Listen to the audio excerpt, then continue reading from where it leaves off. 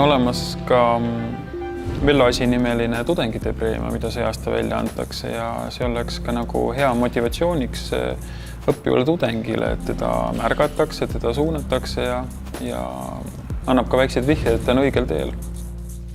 Peale gümnaasiumit ma käisin 1 aasta Tartu Ülikoolis ning seal olles ma saingi aru, et ma tegelikult tahaksin tegeleda millegi loomingulisega. Ja tihtipeale oligi see, et klassis või loengus hakkas kuidagi käsi midagi tegema, joonistama, mingeid asju voltima. Et sellest ma saingi pigem inspiratsiooni siia tulla.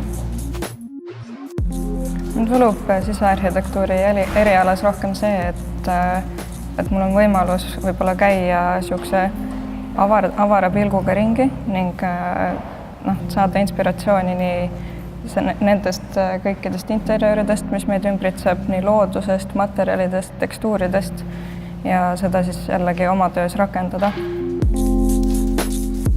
See on üks osa meie RMK projektist, mille me lõpuks tegime grupitööna.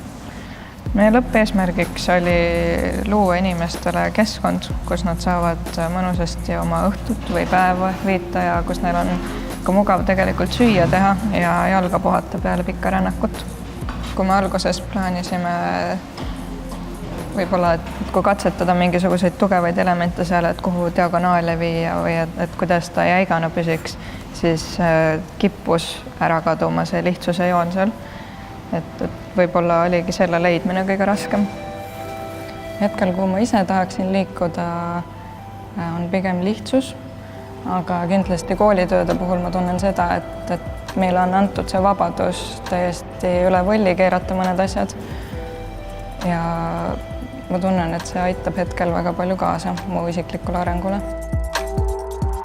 Ma arvan, et kõikide tudengite puhul on see niisugune entusiasm või aktiivsus või tahe tegelikult teha seda oma valitud eriala. Ja peab olema muidugi väga avatud, et mitte ennast nagu kapseldama mingisse ühte ideesse, vaid tõepoolest laskma ennast lõdvaks ja võtma kõik vastu ja küsima juurde, mis on väga oluline.